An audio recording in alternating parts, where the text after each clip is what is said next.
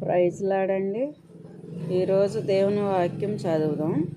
సామెతలు 27వ అధ్యాయము 1 నుంచి 8 వరకు చదువుకుందామండి.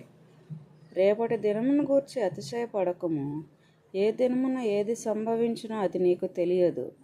నీ నోరు కాదు అన్యుడే, నీ పెదవులు కాదు పరులే నిన్ను పొగడదగును. రాయి బరువు ఇసుక భారము, మూడుని కోపం ఆ రెండిటికంటే బరువు. క్రోధము క్రూరమైనది, కోపము వరదవలే పొర్లుచున్నది. రోషము ఎదుట ఎవడు నిలవగలడు? లోపల ప్రేమించుట కంటే బహిరంగముగా గద్దించుట మేలు. మేలును కోరి స్నేహితుడు గాయములు చేయును, పగవాడు లెక్కలేని ముద్దులు పెట్టును. కడుపు నిండిన వాడు తేనె పట్టునైనను త్రొక్కివేయును, ఆకలి కొనిన వానికి చేదు వస్తువైనను తీయగా నుండును.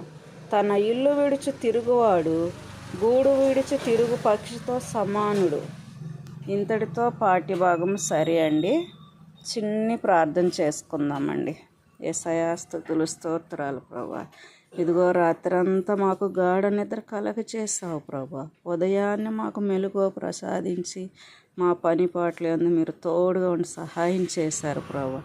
ఎంతోమందికి లేని ధన్యత మాకు ఇచ్చారు ప్రభా. మరో దినము చూచుటకై ప్రభా బిడ్డలందరినీ దీవించి ఆశీర్వదించండి ప్రభా.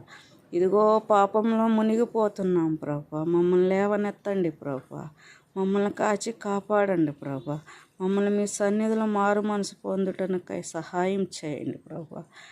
ప్రభా బిడ్డలందరినీ దీవించండి ప్రభా. ప్రభా మీరే తోడుగా ఉండి సహాయం చేయమని యేసుక్రీస్తు నామం బట్టి అడుగుచున్నాం తండ్రి. ఆమేన్.